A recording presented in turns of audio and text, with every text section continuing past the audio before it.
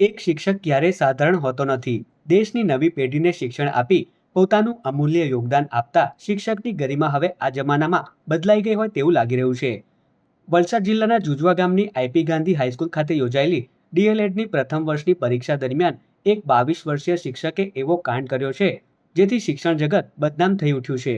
નવસારીના અશ્વિન પટેલે પોતાની પરીક્ષા જાતે આપવાના બદલે અન્ય એક યુવાનને પરીક્ષા અપાવવાનો પ્રયત્ન કર્યો હતો.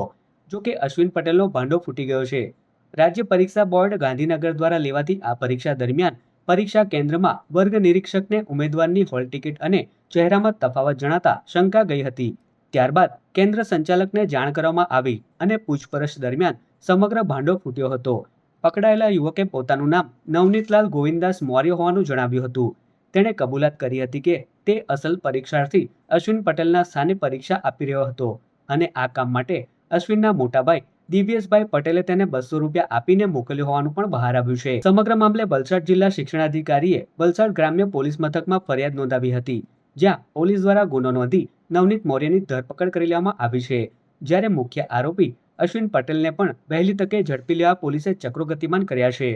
અને 290 જેટલા વિદ્યાર્થીઓ આઈપી ગાંધી જુજવા કેન્દ્ર ખાતે પરીક્ષા આપી રહ્યા છે.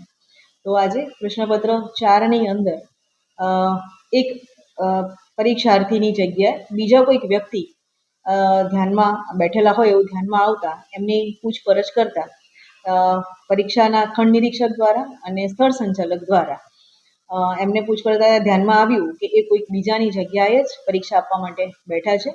ત્યારબાદ જે સંસ્થાનો વિદ્યાર્થી હતો એમના આચાર્યને બોલાવીને કન્ફર્મેશન કરાવ્યું કે ખરેખર આ તમારો વિદ્યાર્થી છે કે કેમ. તો એમના દ્વારા પણ કન્ફર્મ થયેલ છે કે આ એ નથી, કોઈક બીજા જ વ્યક્તિ દ્વારા પરીક્ષા અપાઈ રહી છે.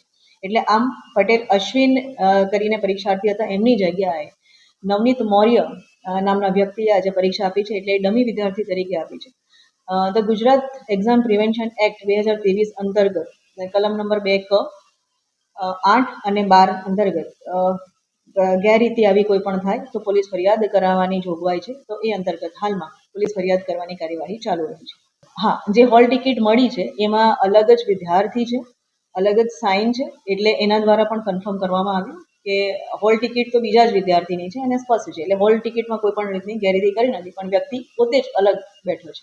કેટલા દિવસથી આ ડમી વિદ્યાર્થી પરીક્ષા આપતો હતો? ના, આજના જ દિવસે આવ્યો અને આજના જ દિવસે આવ્યો ત્યારે જ પકડાયો કે આટલા દિવસથી આ ચહેરો દેખાતો નહોતો, તો આજે કોઈક નવો ચહેરો દેખાયો. એના તરફથી ધ્યાન ગયું. એટલે જેવું 10 વાગે પેપર આપ્યું, 10:05 ફરી આ શક જતા ચેક કરતા લગભગ 10:05 તો એટલે 5 મિનિટની અંદર આ વિદ્યાર્થીને મતલબ કે વ્યક્તિને પકડી પાડ્યો. ગઈકાલ તારીખ 29/5/2026 રોજ ડીએલએડ પ્રથમ વર્ષ 2026ની પરીક્ષા જે જુજવામાં આવેલ આઈપી ગાંધી સ્કૂલમાં લેવાતી હતી, જેમાં બ્લોક નંબર 1માં જ્યારે પ્રશ્નપત્ર આપવાની કામગીરી ચાલતી હતી એ દરમિયાન જે સુપરવાઇઝર હતા એમને અચાનક શંકા જતા એક વ્યક્તિને પૂછ્યું હતું કે તારું નામ શું છે. તો એણે કહ્યું હતું કે મારું નામ અશ્વિનભાઈ પટેલ છે. પરંતુ એ અગાઉ જે 3 પેપર લેવાયા હતા એમાં એ વ્યક્તિ હાજર ન હતી એવી શંકા જતા અને વધુ પૂછપરછ કરતા એણે પોતાનું નામ નવનીતલાલ મૌર્ય જણાવેલું હતું. અને ખરેખર એ વ્યક્તિ અશ્વિનભાઈ પટેલની જગ્યાએ આ નવનીતલાલ પટેલ એ પોતે આ પરીક્ષા અપાવેલા હતા.